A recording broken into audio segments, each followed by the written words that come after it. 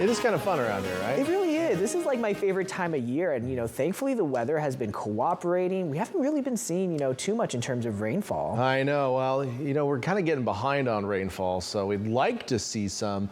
We don't really want to see it impacting our travel plans or, our outdoor parties. So maybe after Christmas will be fine for rain. Yeah. But right now looking pretty quiet in the near term. Here's a live look from Domenico's on the Wharf tonight. Fairly tranquil conditions here across the Central Coast tonight. We've got some high cloud cover, but that's about it. After a day with high temperatures that were well above normal, we hit 70 in Salinas today, for example, and the normal high should be around 61 or 62 degrees. Now, some of these high clouds, so we'll go back. There we go. Some high clouds are passing through, not necessarily associated with a weather system that will be impacting us. In fact, there's a system to our north. It's bringing some rain and snow across Oregon right now. Well, you can see it's raining in Boise, Idaho right now. So there's actually a cold frontal system right here. It's going to be passing actually through our area tomorrow.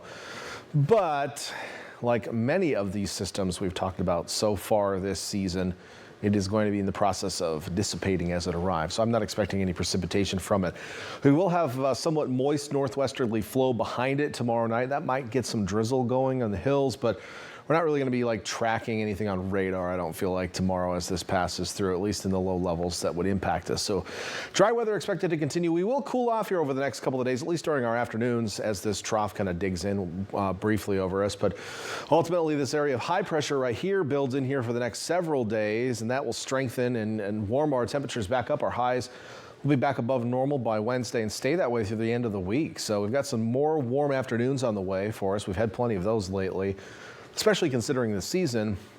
But then perhaps your eyes are drawn to this massive colors and things while offshore. So let's make some sense out of that. We've got a deep trough of low pressure here sitting out over the open Pacific. You can almost see Hawaii on your map there. It might be cut off on your screen at home, but I can see it on mine. It's right there, just beyond my hand. Either way, so this is a pretty deep trough. It's tapping into some moisture from the subtropics, even the tropics. We can kind of see this moisture tap right here.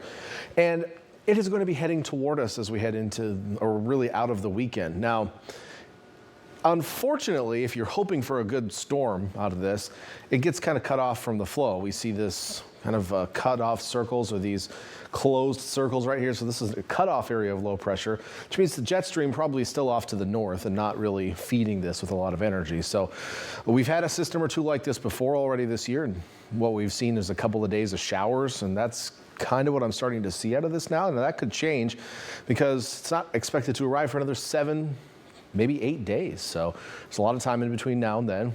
Trough could dig a little bit stronger. We could be talking about a stronger storm system, but right now, looking kind of like more of the same, like we have been seeing. These systems that bring some light showers here over a course of a couple of days. Beyond that, the long-term models are showing a more active storm track across the Pacific, the jet stream kind of moving through and opening it up for more frequent and perhaps stronger storm systems toward the end of the month. So we'll keep an eye on that for you. But in the meantime, pretty dry week ahead. Future track overnight showing passing high clouds. Now, as the frontal systems come through tomorrow, initially we'll get kind of a weak warm front in the mid-afternoon, which will actually push some more moist air on shore. So we'll actually see some low clouds. And warm fronts don't always warm us up here because we're dealing with deep inversions along the coast, and it just works differently like in Iowa than it does here on the West Coast as far as how those temperature profiles go. But we'll probably see some low clouds tomorrow night, and then the cold front as it passes by will probably kick up the wind a little bit late tomorrow night, and then maybe help squeeze a few drizzly drops out of things. But that's about it. So pretty calm day tomorrow. We'll have some clouds. Temperatures will cool off a bit from today for most locations.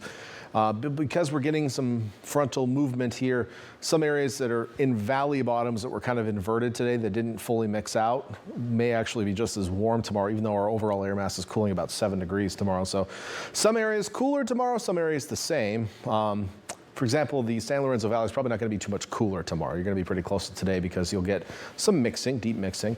Mid-60s in Santa Cruz and Capitola tomorrow on the east shore of the bay.